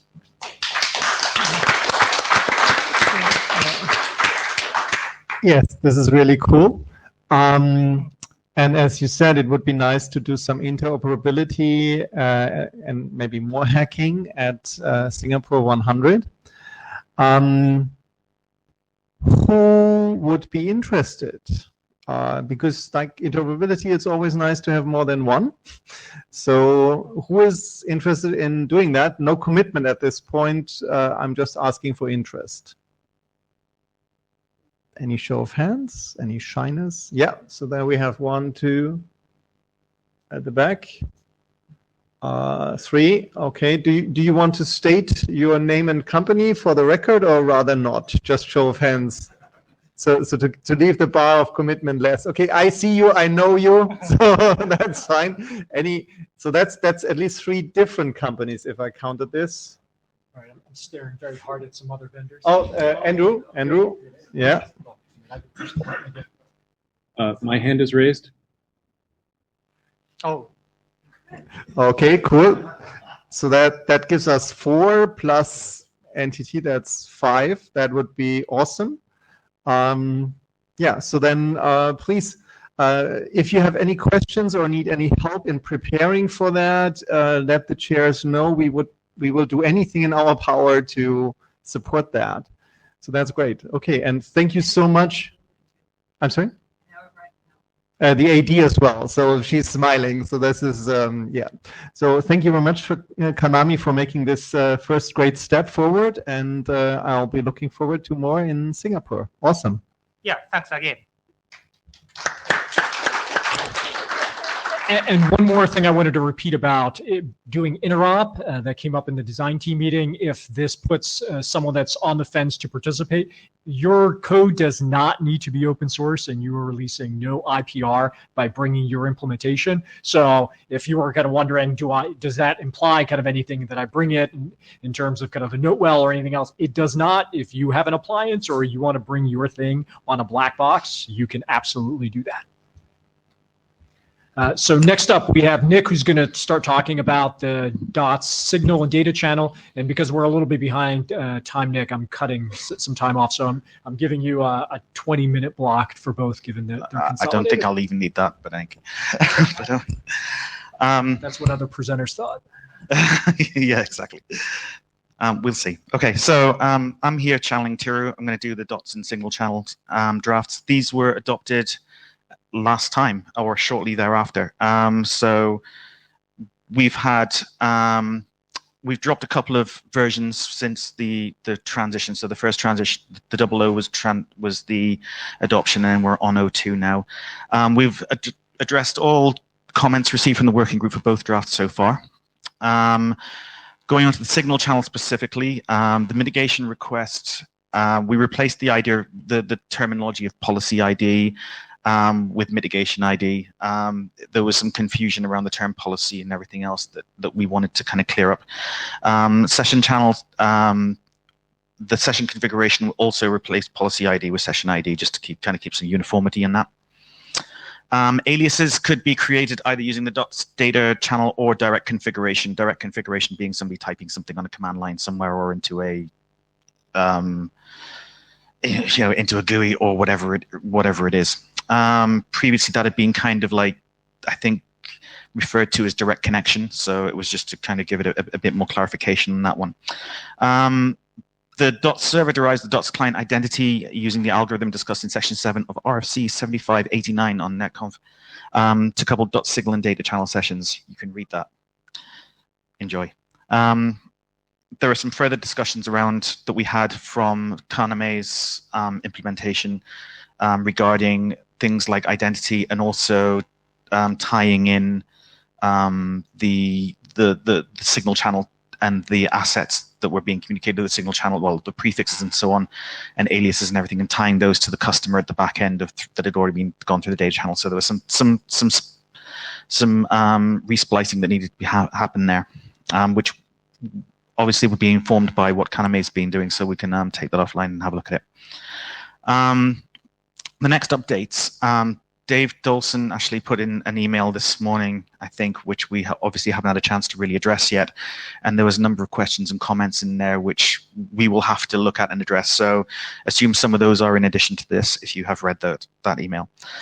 We were going to add in a -1 value for lifetime parameter mitigation to indicate an indefinite mitigation lifetime so that somebody could basically say, keep doing this and don't stop until such time as we decide that to send a suitable withdrawal. It's just a case of, like, mitigate me, or I mean, it could be for always on services, whatever anybody wants to do. We also did add a new parameter mitigation request to signal .server to initiate mitigation after the server ceases receiving client signals. So similar to the discussion around the heartbeat before, you could also have something like, oh, well, if the heartbeats disappear or if the signals disappear, then auto mitigate or whatever. That would be a switch. Some customers would want that. Some people won't. Other people would trust it. Other people don't. So some people might just be doing a maintenance and wouldn't have told you. Further next updates, again, in addition to whatever Dave brought up that we need to address, or anybody else, is the mitigation lifetime was negotiated. There's a little bit of confusion because the mitigation lifetime is negotiated in the request response, but there's also some negotiation in the signal channel session configuration. So we just need to kind of like figure out exactly what it is we mean by that and what we're doing with it and whether we want that to go ahead. It just doesn't make sense to do it in two places, and especially if one takes precedence over the other or anything like that. And I don't think you can do it on a session configuration basis personally. So that's on the signal channel. Is there any questions, comments?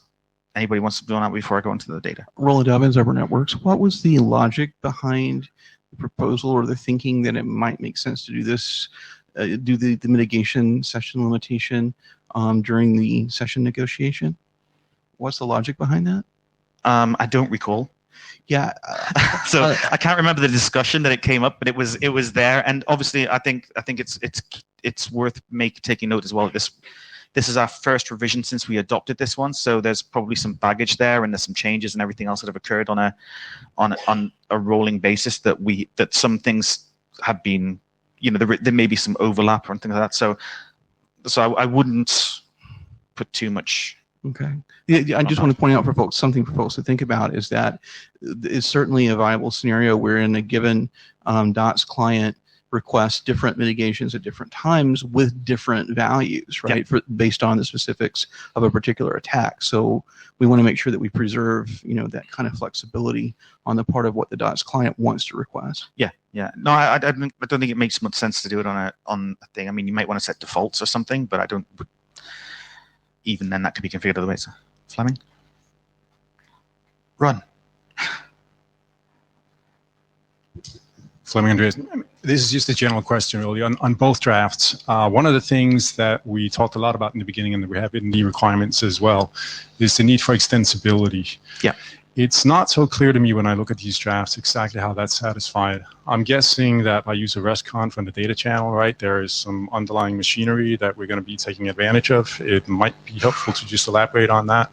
On the signal channel, on the other hand, I'm not really sure how it works. Maybe that's just me not understanding exactly. No, what's I going think on. that's a fair comment. At the minute, it's a bit vague, and I think that's something we need to kind of address a bit better. Okay, that would be helpful. Thanks. So, yeah.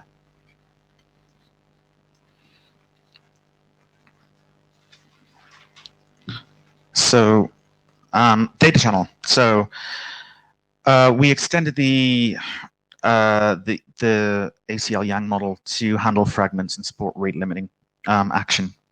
There's an example of it. Brief bit on the filtering of fragments. We haven't really done a whole load of changes on the data channel other than around this. So the filtering of fragments to defend against DDoS attacks that use only non-initial fragments. You can read on the slide there exactly what it does. It's just to add some additional filtering capabilities into the filter transfer portion of the data channel, and it just brings it in line with various potential mitigation strategies and so on that exist. And that's it. So any comments, concerns? Again, this is like a first drop, I think, since we adopted these, so there's still a way to go. Hi, David Olson. Yep. Is this on GitHub, or will you put it on the Dots GitHub? Sorry, I was actually going to talk about it. Yes, we will put it on the DOTS-WG GitHub so that we can start opening issues and everything else. Yes. So I just want to finesse that. So we're saying we're going to put it on Dots GitHub, so we'll have version tracking on the document there, so we can do pulls, and we're going to do issue tracking. Yeah, we can do all that. Okay. Everything we've done for architecture and requirements and so on. Phenomenal. And can you see that list with the note of extensibility that Fleming brought and the things that Konami got out of the hackathon? Yes. That'd be a good start. Thank you. Roland Dobbins, Arbor Networks. I forgot to mention, with regards to the idea of the always on or perpetually, enabled mitigation, until such time as termination is requested. We do see that in the real world with regards to financial institutions and so forth. Yeah, I mean, we have experience of it where it's like, oh, we want to. There'll be some demand, some kind of murmurings on a forum somewhere. And so, it sits there for a couple of weeks or a month or whatever or a campaign or something like that. So it's just to kind of cover that, so they can be handled via dots versus a coordination.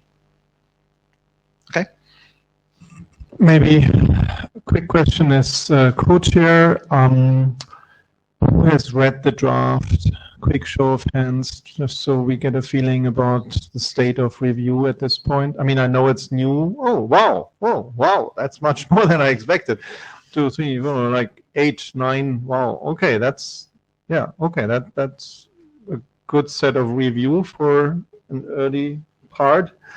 Have you, of the people who raised their hands, have you already submitted some of your comments, or is there like a lot of it? No, sorry, my question is the other way around. If you have read the draft but not yet submitted your comments but intend to do so, could you indicate that? Okay, so there's a wave coming for you. I think probably, I'm just speaking now on your behalf, I think it would be good to submit these comments soonish, so that they can be worked on. Yeah. Okay. Yeah, I think I mean, what we can do is once we get the GitHub up, we can start to distill those, and maybe it's best to wait till the GitHub is up before we start flooding it, and then that way we won't miss any. We can so keep it moving. GitHub and mailing list, please. Yeah. Okay. So we'll mail out once the GitHub's ready. Cool. Thank you. Cool. For your expectation, I think the GitHub should be up fairly soon. Yeah. So like expect a few days. So hold your breath and shoot away. Okay, thank you. And I think we are back on schedule. So we're back on schedule. So we now have 2 individual drafts to discuss. First up, Med, you're going to talk about server discovery. Again, another topic that we raised at the interim. So thank you for putting a draft to talk about what we talked about. Yeah. Thank you, Roman. Yeah. So this is just a reminder of the context, is that there's a need for the DOTS client to know the IP address or the name of the DOTS server to contact. And currently, the DOTS architecture is silent about that. It assumes that by some magic, the DOTS client is configured with the information for the DOTS servers to be contacted. So there's a void there, and we are trying to fill that void with this document. So maybe this day is to go back to Roland document and to extract the use cases and to classify the use cases. But I am not listing all of them. I removed the one that it's not my favorite, but to balance that, I removed the the HomeNet use case, which is not figured by Roland. So if we just consider all these use cases, we classify them whether they require a CP or not, and also whether there is a need, or whether the DOTS, the denial of service mitigation service, is provided by the AppSim network provider, or it is provided by a cloud service provider. So you have the various combination there. So if we start to examine this list, and if we have in mind how we can answer to the previous question we have, how to configure or to provide to the DOTS client the identity of the DOTS servers to contact. If we focus on the first use case, for instance, there is a single network which is single homed. For this one, we can just answer to him, yeah, it's easy, just use an unicast address, you would just hit your DOTS server, that's easy. But the problem is that there are other use cases there that the DOTS mitigation service is not your AppSim provider. That means that if you are using unicast address, you won't never reach the DOTS server. In the meantime, if we have the other use cases that require to have an integrated DOTS client, for those, it is just appropriate to avoid requiring new functionalities to DOTS clients, just to reuse and to leverage on existing features on this node. That is that leveraging on existing tools to discover the DOTS server is appropriate. That's why we think that using the straightforward in-app PTR for that case would be recommended. But in the other column there, we see that all of them, or almost all the use cases, are using the CPE. And if you have the network providers, today we are provisioning or providing configuration information to the CPE when it's attached to the network, and we are just using DHCP and other tools, TR69 and so on, to provision the CPE. So it is just intuitive for us as a provider just to reuse these tools to provide DOTS identity using this existing tool. That's why the use of the DHCP may be appropriate for this case. So if we do a summary of this, that we consider all the use cases, each of them may have some specificity there, and no of the tools that I mentioned, the use of the MDNS, for instance, the use of unicast, the use of DHCP, does not solve all the problem for all the use cases. So each of these use cases have its own unique requirement. So it is unlikely that one single solution is to be recommended for that. So that's why we are proposing this unified discovery method, in which we are identifying at least 4 steps to be followed by the DOTS client. The first one is that simple, that to assume that this is something which is explicitly configured to the DOTS client. If you have something which is configured, just go with your local configuration. This local configuration can be manual, can be static, or can be retrieved by DHCP. Once you have this information retrieved to you, just proceed with the service resolution. The service resolution will provide you with the other information, for instance, to discover whether you have the same IP address for both the data channel or the signal channel, or whether you use TCP or UDP and so on, this kind of stuff. And if the service resolution fails, then you can use other tools which are available locally. For instance, you can use DNS service discovery or MDNS. At the end of the day, if all of the steps fail, then you can use the unicast address as a last resort. And in the document, we are not recommending any order in which you can proceed for the discovery. Just an implementation may decide to run all of them separately, or just to stop for instance, for the first one, and doesn't implement the others. So this is the main contribution from this document, to say that there is no justification to have one single mechanism to discover or to configure the DOTS servers to DOTS clients. It is likely that we will need multiple tools to discover this information and to provide to DOTS client. And it is good to have for deterministic behavior of DOTS clients to have a unified algorithm that will be followed by this implementation. And this is what we are providing here. Yes, Roland? Roland Dobbins, Arbor Networks. I have a question. There's a lot of discussion about Anycast here. It seems that there's an assumption that Anycast is going to be a pervasive addressing mechanism for DOTS servers. What is that assumption based upon? Sorry, I didn't get you.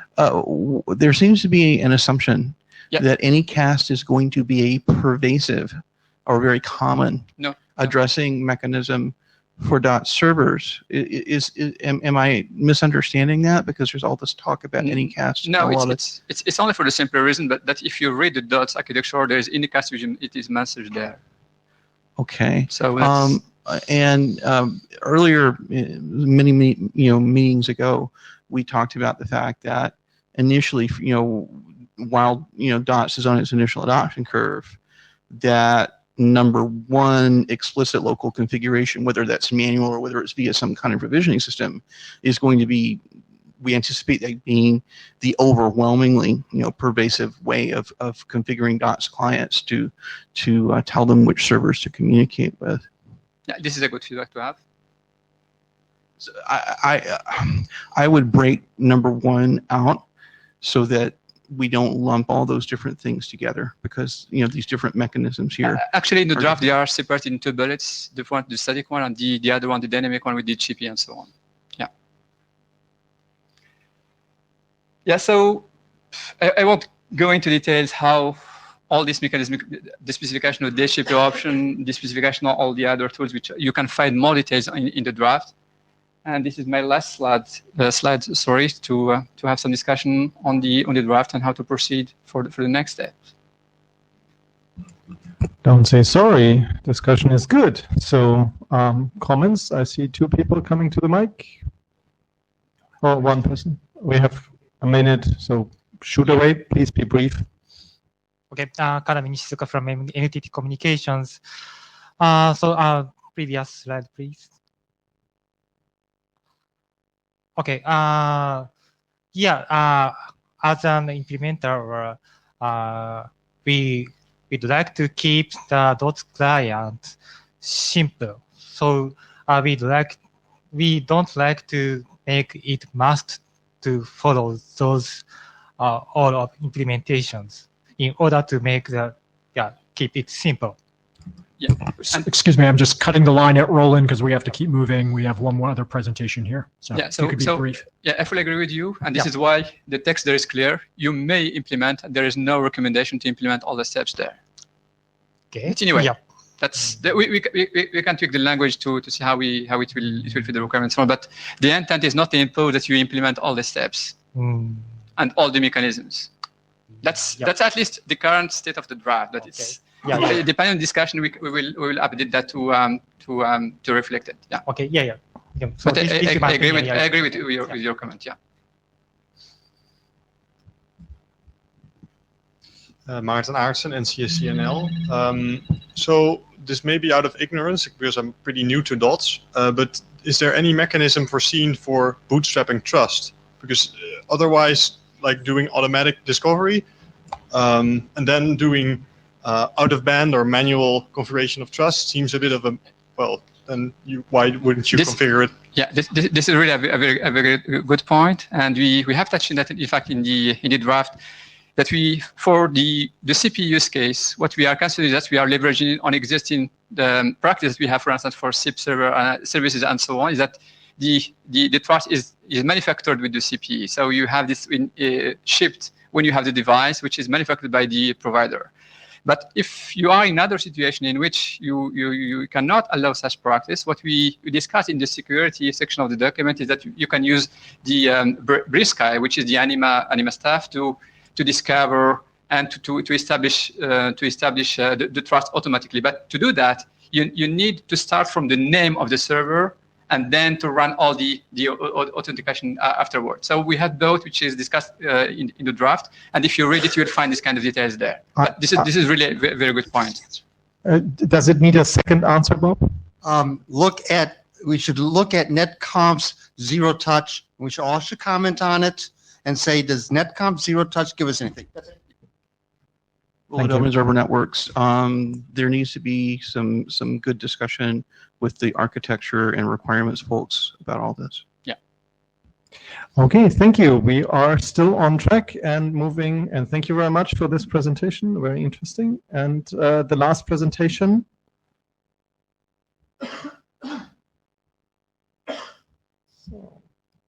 And I apologize for being a little bit rude on Bob when he inserted. Okay, thank you. Please. Okay. Hello, everyone. So I will present the last evolution of our draft. So just to remind, so the first initial idea was to use hop by hop option in IPv6. Basically to store information and re-embed the information along path. So we presented a different place, including, of course, DOTS, OPSEC, and 6man. So we understand that even if we restrict ourselves to the, let's say, intra-domain use case, there may have been some issues. So, and it's not recommended, actually, with a new version to use it and to have new proposition. So our proposition, basically, now, we wanted to keep the original idea of when we come with IPv6, which originally was to have let's say, a safeguard mechanism where you are not able to reach from the DOTS client, the DOTS server, to signal the attack. So we wanted to keep this original ID. But we, in these versions, we don't want to necessarily have the need to a new protocol or like we proposed before. What we need anyway, and what is similar to what we have proposed before, to have something asynchronous, meaning that we don't, in this auxiliary mechanism, so I really want to emphasize that it's not be used as a first mechanism for signaling. It's just a way that, for instance, in particular in case, for example, if you use the heartbeat, you don't, the server realize that the client is not responding, it can retrieve some information. So we want basically to have this kind of repository where the DOTS client can inform the server then can retrieve information. So let's say it's a bit different that, for example, for the gateway, it's similar, but in the sense here we want something where we can put some persistent information even before the attack. I mean, meaning in the case where the clients maybe realize it's on attack, but it's not confirmed yet, can push some information that if the attack occurs and the client is not able to signal the attack afterwards, the server can still retrieve some information that can trigger then the mitigation. And as I say, it's independent of the both protocol between the client and the repository that we call now, and from the other side with the server. And basically that's it for me. I want to hear some feedback and so on. Roland Dobbins, Arbor Networks. Question. So in terms of resiliency of the communications channel, one of the recommendations would be to have the actual DOTS communications take place out of band, right, on an out of band connection. Of course, a lot of folks won't do that, right? But given that that's one way, to ensure that communications, do have a clear pathway between the client and the server, DOTS client and DOTS server, what is the value of having an additional in-band auxiliary channel? What is the value of that?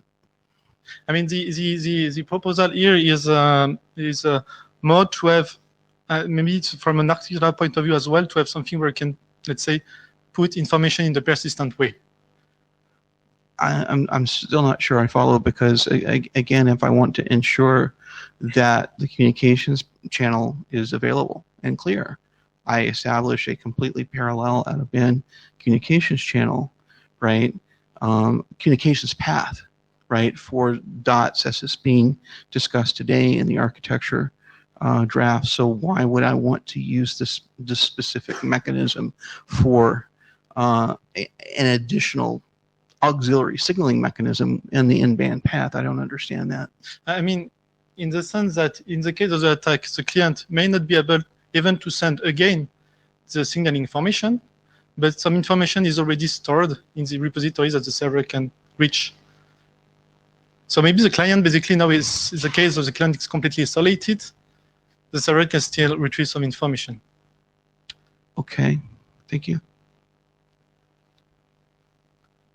So if I could ask a clarifying question. So is that a new use case to talk about? Yeah. Not now, but I think I'm kind of, so Tobias Gonrom, Huawei working group chair head off. I'm also confused a little bit. It's like I can see maybe I want to upload information to a server in case I'm going deaf or silent. Yes, I can see that. I'm not quite clear on the but this is stupid. This is my own stupidity. I'm not quite clear what's the benefit of uploading it somewhere else instead of uploading it to the server. And so I'm not grasping what you try to solve. Maybe you can enlighten me.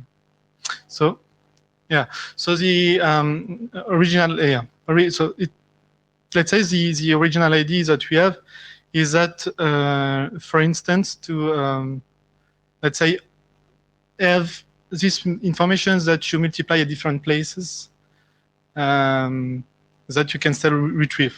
And I don't know, the server, in my opinion, should only be, let's say, how to say, reached or requested when you really need mitigation.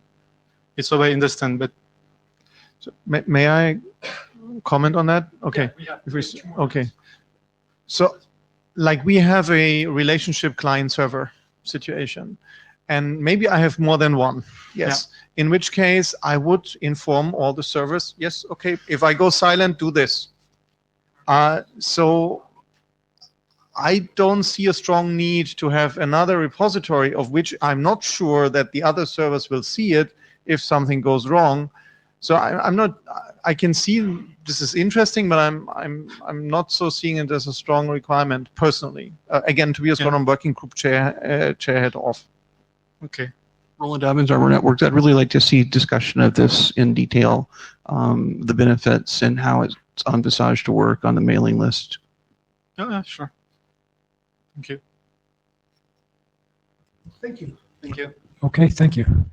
So this brings us to the end of our formal agenda. So just to recap where we stood based on all the discussion, going through the architecture use case and requirements document, we were tentatively thinking that we would be able to go to working group last call. What we heard during the design team meetings and through this session is that we need at least one more version across all three of those documents to consider ourselves done. So we're not declaring working group last call. There's issues to kind of work out, but please bring issues if you have them to the mailing list. We got requirements from the hackathon that may suggest changes. Those things should be come through as well.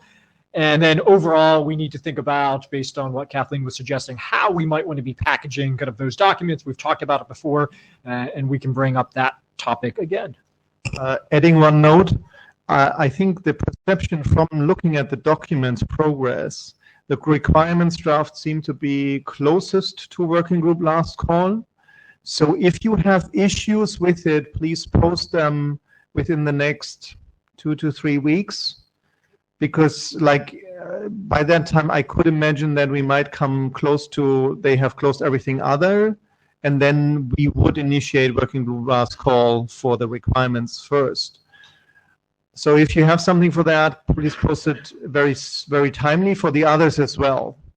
But just so you have a feeling about the steps. Sorry, and No, please.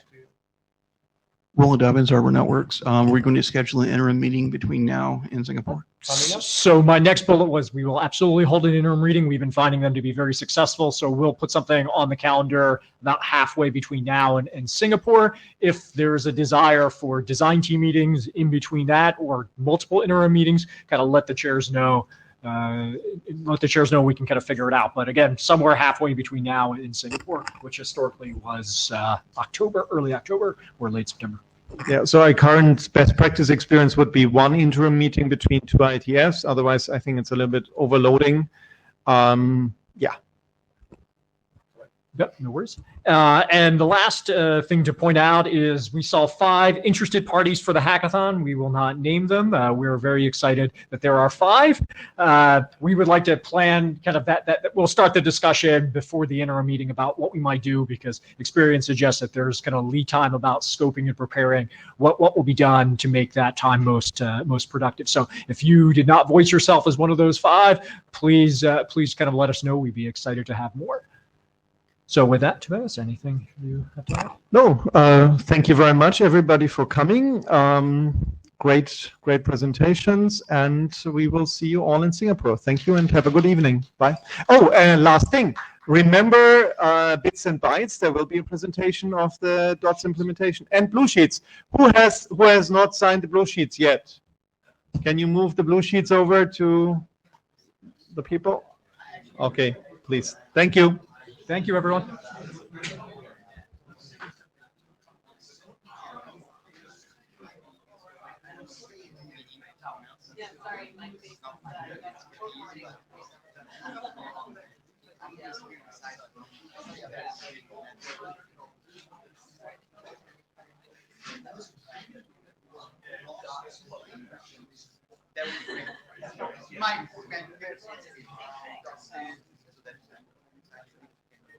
Thank you so much. Thank you so much. Oh, blue sheets. Thank you.